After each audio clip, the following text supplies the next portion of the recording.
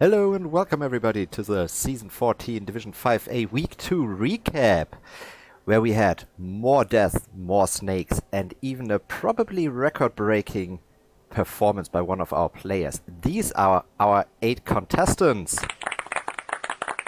And let's see how they fared this week. We've had first the Full Metal Chemists against the High Tune Hustlers. And there we had Adolf Bayer, who got the MVP purely for team balancing reasons, because MVP on the dead guy. The Breds are already still 100k up above the second highest TV team, so yeah, it's just fair that they get some SPP on dead flesh. On the other hand, Darren Peacock had, in the game where Herringsword was missing a catcher and the thrower, Darren Peacock had functioned as a third blitzer with this block, so the High Tune Hustlers could cosplay as a poor man's Dark Elf team. And that they did pretty well if you look at the armor breaks. 16 armor breaks against 8 armor breaks. Yeah, but what happened? The game began with a riot in the rain and the Brides receiving.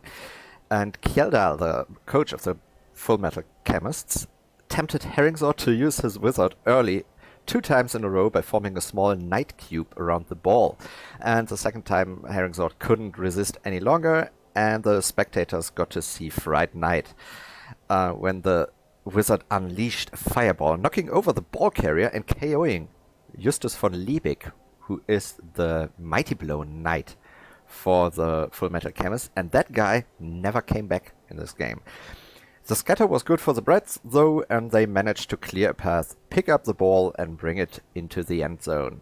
And that's something you will see a lot in this game, because pickups, despite being in the rain, worked every time for the Breds. Yeah, despite the fast recovery, the Bred coach was visibly shaken for the rest of the match, that his opponent would resort to such unchivalrous actions. The beginning of the second drive saw Nobel laureate Adolf von Bayer killed by a loner elf on the LOS. The Breds showed a very passive defense, apparently still flustered from what happened before, and the High Elves had no problem scoring on turn 8. The second half was a game of positioning in which the Elves sought room to advance while the Breds weren't willing to give said room, always in position to stop the Elven advance and putting on ever more pressure turn by turn. And then Herringsword found his dice from week 1. And what looked to be a clinic in how to 2-1 grind with High Elves in low TV changed in an almost comedic fashion. A snake on a dodge left the ball carrier exposed 3 squares from the end zone on turn 15. 1 second later, the ball was on the floor surrounded by 4 Breds. Herringsword got the ball somewhat free by throwing a peasant at it. Robert Lee even managed to pick it up, but snaked the last dodge, and there we were left with a one. Yeah. And even more thinking that Herringsword might have a problem. Yeah. You can see here the dice rolls, very favorable when it comes to the pickup and the dodge. Not very favorable when it comes to the armor. And there, this shows one of the weaknesses of Bred teams, which are the peasants. People often say, oh, well, they have fend, which helps them reposition. Yeah, you mostly reposition 1 turn too late, because with no other defensive skill, you most likely go down. Then you have armor 7, which means you get stunned at the best of times, which also leads to you being out of position more than you should be. You can reposition with your fend, at least more than you expected to. This catch was just scattering the ball around, and wake-ups also did not work out for them. High Tune Hustlers, on the other hand, also not big on the wake-ups. It looks like a lot of things worked out for them, but it was the important pieces, the important dodges in the last few turns that really put them behind. Otherwise, the first turns, the first 4/5 of the game were really, really nice to see how the standard play, the 2-1 grind, get your opposition to score early by putting a lot of pressure on them, see the fireball, and then using the time that you have to score in the first half and have the second half completely to reposition to get the optimal result, turn 16 touchdown. It looked like that was a game, but in the end, unfortunately, it wasn't. Next up, oh, wait, do we have... Yes, we have a level up. We have a level up for Alan Sheriff, who got sidestep. So he is now a blodge stepper. Nice.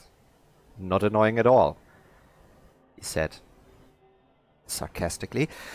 Yeah, blodge step, as most people are aware, is one of the most annoying things you can have on an elf, and you get it quite fast on elven blitzers. And the other option would have been tackle, but since he already has tackle, this is a very sensible choice, I would say. Next up, we have the Jurassic Sparks against Somewhat Engaged. And we have Ulda Hutek, who was such a happy little skink, catching the ball, running around with the ball, fouling the tree. Nobody had the heart to tell him none of those actions actually give you points, so they let him have the MVP. Mug Chaser, on the other hand, got the MVP for standing up against his coach and showing him he wants to be in the fray, not dodge away.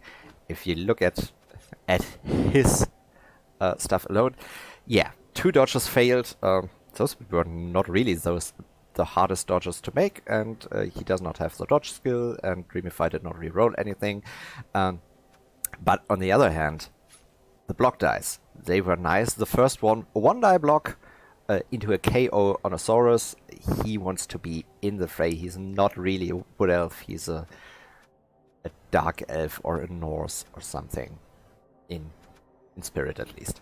Yeah, the game started with a short kick and a perfect defense that let the Jurassic Sparks put a Saurus right next to the ball, and a failed picker plus unfortunate scatter for the Wood Elves meant the pressure was on from the get-go. From turn 1, I mean, only to be relieved when Dreamify KO 2 block Saurus on turn 2. Yeah, that happened. And at first it looked like it would be one of those games where AV7 and AV9 exchanged their jerseys before the game, but as you can see, that did not happen. Those were 2 of the 3 armor breaks the elves got were on the first 2 turns. On turn 2, actually. Yeah. After those armor breaks, Oxaster decided to stop going after the ball, but instead hitting and fouling the tree in his best Bolsonaro impression. The elves used this time to advance the ball up the left flank, only to find a lot of snakes in the grass, allowing a sack on Admin Abuse, the ball carrier.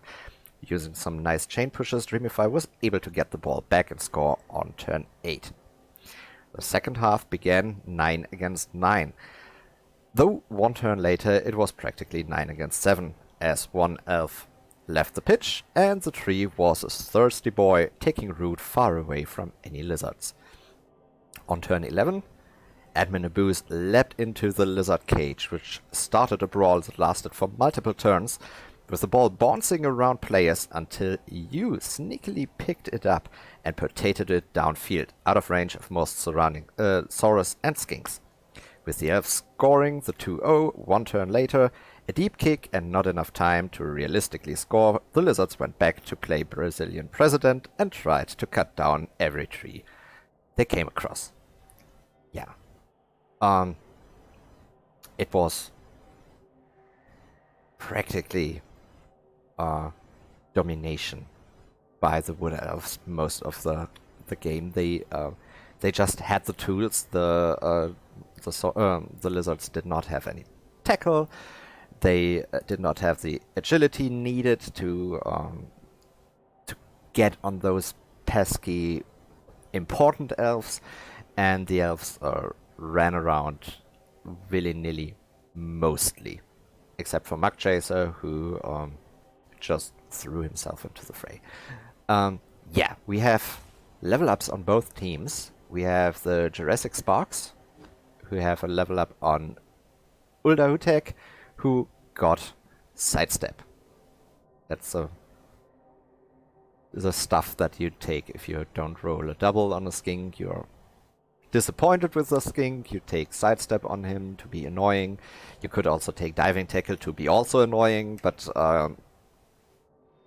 you secretly already make plans to sack him next. Because skinks don't really need any of those agility skills. They will get blocked away anyway. Sidestep is nice for that. Diving Tackle is, of course, can also be nice if you put a Saurus next to it, so so the opponent can't really hit the skink away, but needs to dodge away. Actually, this is the only level up on the lizards. On the on Dreamify's team, you leveled up and you got block, which is very nice. Another blotch piece on the team. It's the 4th one now, and yeah, the team is coming together nicely. Reddit scheduler, which you all should be, boys and girl. Now you try to guess who's a girl. Reddit scheduler is out for the next one, but yeah, the Wood Elves really are building a great team here, especially with Admin Abuse being a very nice player and dedicated recapper. Ooh, it's me. The second War Dancer to really go against my bold predictions. Next up, 3rd game of the week. It was the Top Bananas against Chinese Numbers. It was a 2-2 draw in which Top of the Morning threw himself face first at the ball carrier at every opportunity, or injured goblins in order for his teammates to plant themselves face first next to the ball.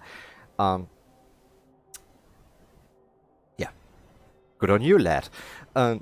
On the other hand, Bar, in true goblin fashion, Bar got knocked out and only came back for 1 turn to be immediately sent off for fouling. MVP for proudly representing Gobbo stereotypes. Yeah. The Top Bananas started off by saying welcome to Loner Town, as both Loners KO'd their line of scrimmage opponents, one of which was Bar.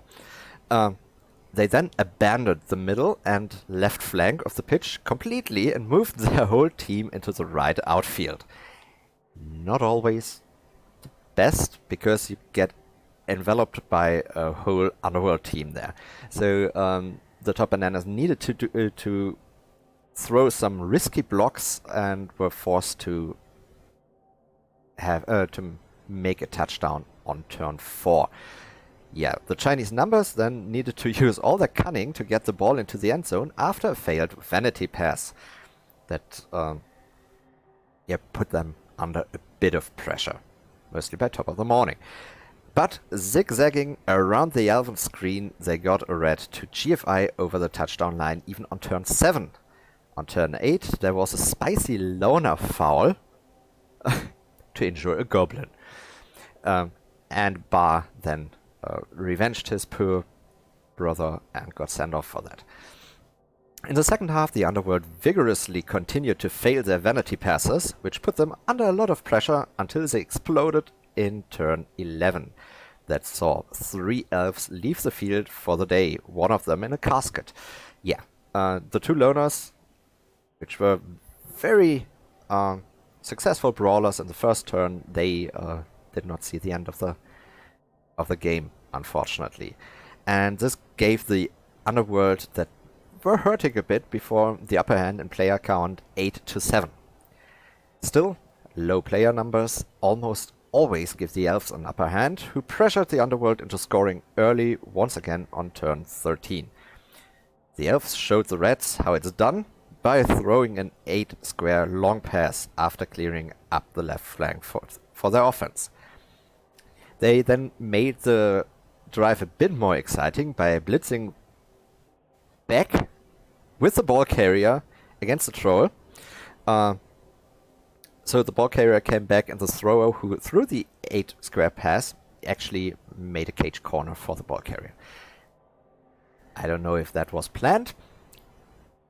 F for doubt. Yeah, afterwards it was a handoff to the thrower. He ran away and blitzed into the end zone. One thing I wanted to show you from this game was how well behaved Chinese trolls are. 13 successes on really stupid, no failure. This is a great troll. On the other hand, very bad armorer. I would change out the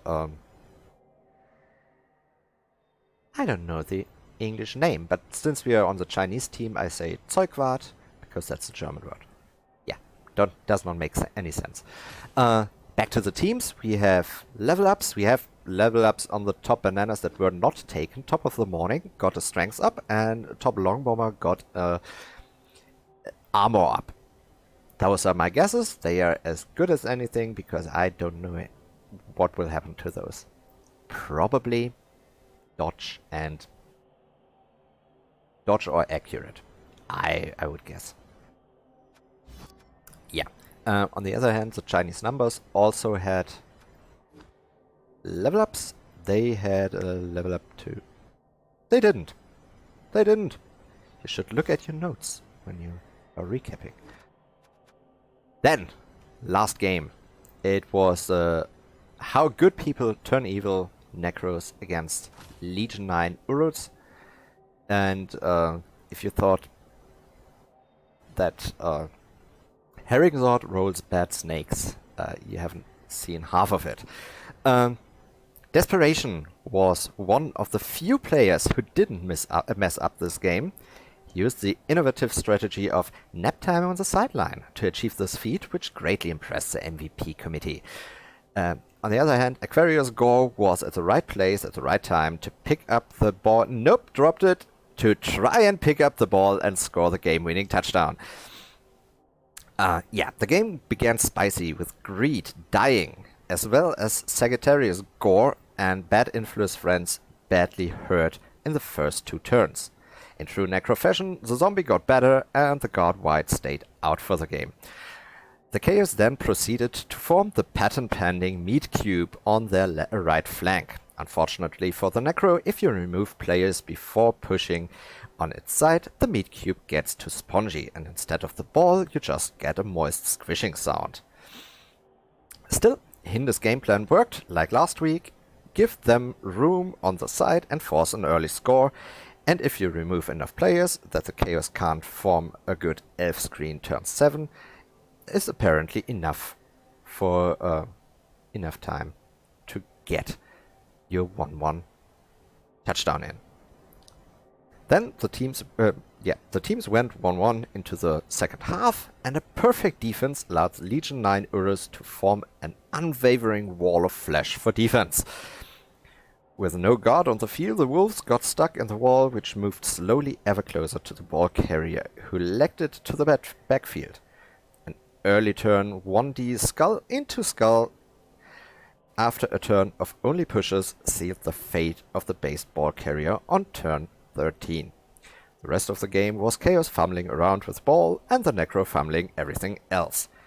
But in the end, Legion 9 Urus got the ball into the end zone on turn 16 for a 2-1 win. Yeah, Hindus already said in the Discord that this was not a fun game and his players made this many block dice. Yeah, that's just unfortunate, isn't it? We have lots of SPP going to Legion 9 Urus. We have, on the other hand, only the one touchdown, and I don't know if you really want your MVP on the zombie. You won't. I know you won't. Yeah. The only level up we got was by Violent Video Games, who got Mighty Blow. We also have Toilet Humor. We didn't see him last week. He was in it for this week. He was the unfortunate ball carrier that got mutilated by Chaos Beastman. Yeah, Mighty Blow on violent video games. After you have guard on the one white, you get Mighty Blow on the other white. That's pretty much standard. We don't have any other stuff happening here. Yeah, so those were the games for this week. Let's look at the current standings, the leaderboard. We have Dreamify having a hell of a start to the season, really establishing an early lead already. And yeah, it's a very special division when you get 4th place with only 2 points. But yeah, if you don't lose a game, you're in the upper half. Otherwise, we have here our 4 teams that only have a draw so far, but that will definitely change. The Brats and the Chaos in hot pursuit of Dreamify. I'm still unsure if they are really the biggest threat to Dreamify, or if Herringsword gets his dice together and makes a late to, well, more mid-season run for it, because well, the late season is in the play-ins, isn't it? Yeah. What are the games next week? I'm rambling. Full Metal Chemists against the Jurassic Sparks, and it looks like, yeah, very much in favor of the Full Metal Chemists, with a very well-developed team against still only 2 skinks for the Jurassic Sparks. And I will give this one to the Full Metal Chemists, but don't be fooled by the team value difference. Lizardmen are astonishingly able to destroy the hopes of Brats. The Brats don't really have the means yet to catch skinks and to kill skinks. You only have Johannes Brennstedt with the tackle, but he has no dodge yet, so he will most likely be based by Saurus or even a Croxigore. The Saurus already have block. Yes, your knights have Dauntless, but Dauntless has to fire, and you probably want to have a safety in place, so you don't get 2 red dice, but 1 die at least if you fail the Dauntless. We only have 3 blockers, and the linemen will get bogged down by the Saurus, and the Saurus are very happy to bite a lineman or 2 in half. So even with a much better developed team so far, Lizards are always a threat to a Brat team. Still, I'm going with the Full Metal Chemists. They have shown their strength already, as long as the Jurassic Sparks don't come with a surprise wizard. Oh no! Team value of 1100. They will get 2 loner skinks, but yeah, they will also get a wizard, most likely, and as long as Kjerdal is prepared for that, I think he will still win this game 2-1. Next up, we have the top. I'm starting again. Next up, we have the Top Bananas against the High Toon Hustlers, the High Elf Mirror match, and both teams are reasonably developed. Herringsword having a bit more development as of late, which is mostly in the team reroll. We have the 2 rerolls against the 3 rerolls, and on the other hand, we have a kicker who's not that important against another elf team, and we have the 2 wildcards. From the teams themselves, I don't see that much of a difference, except that the Top Bananas only have 1 block.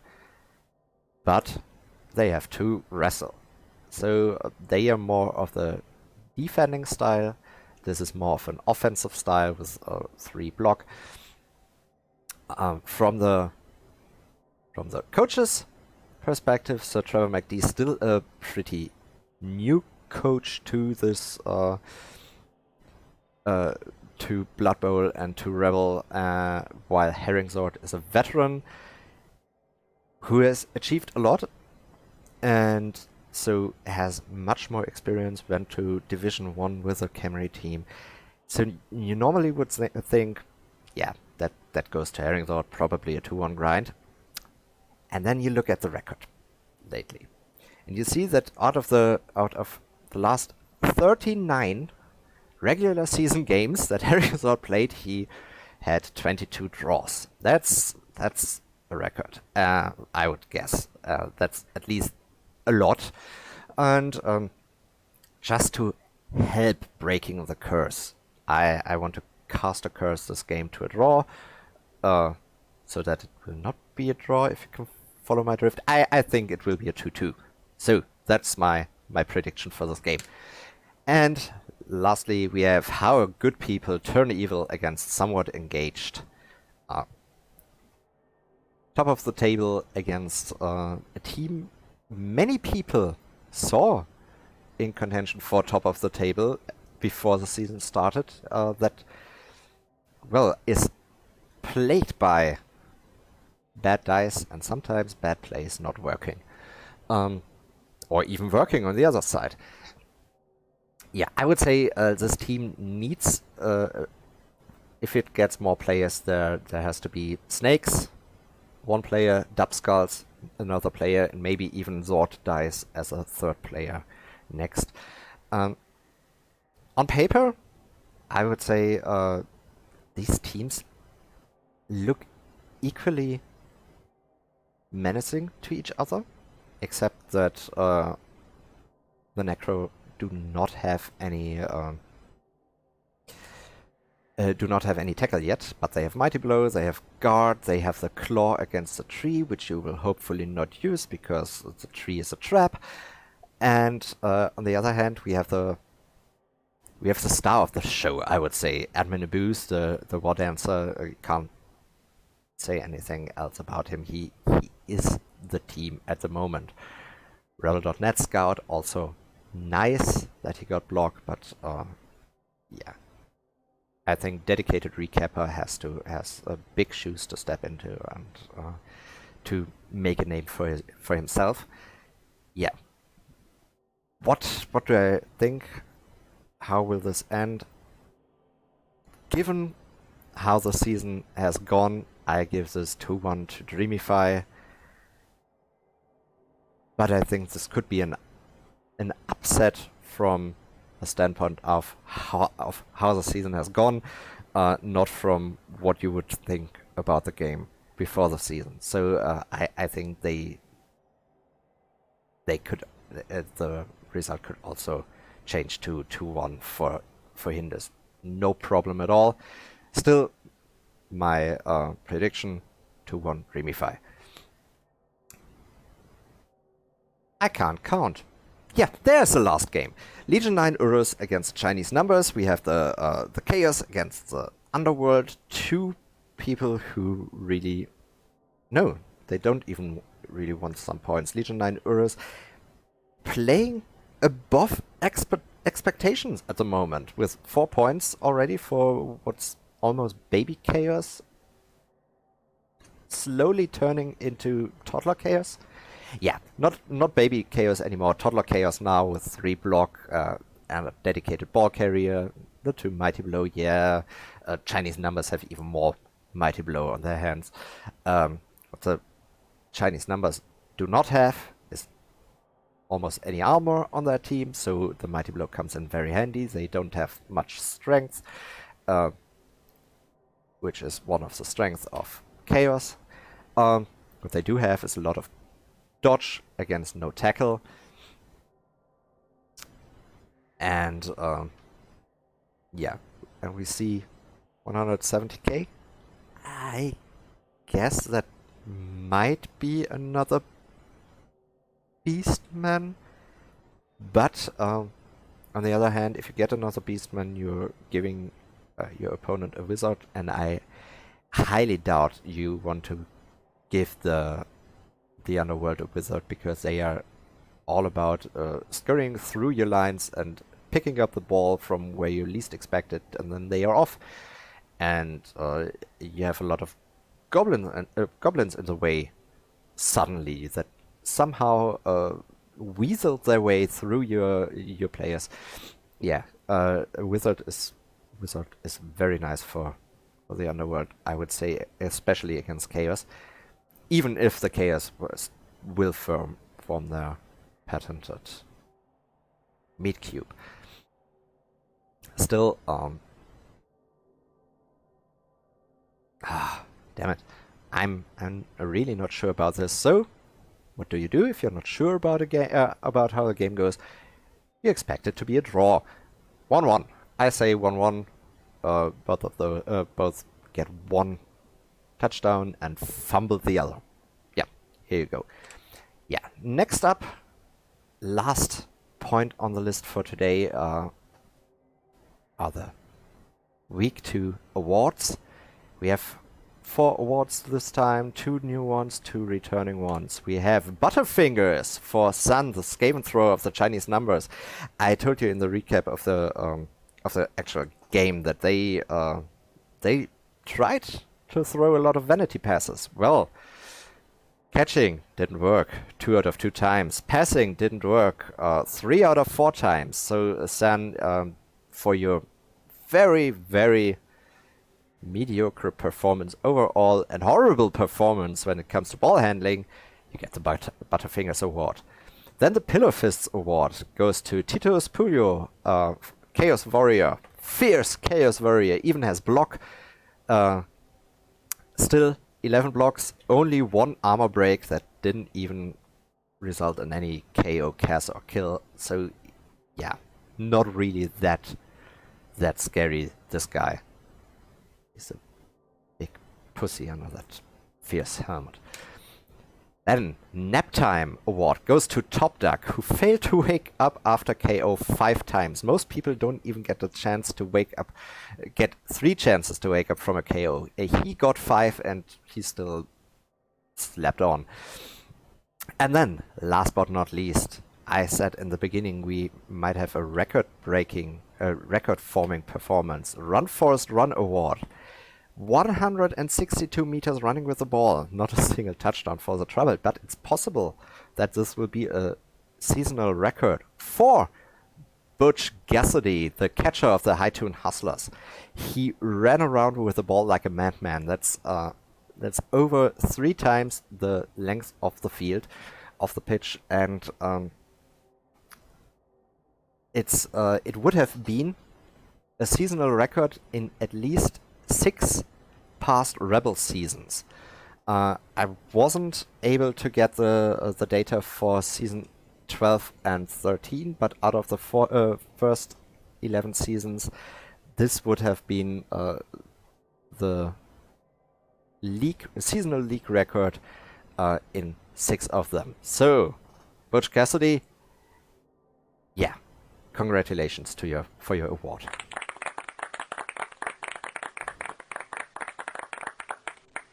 And that's it.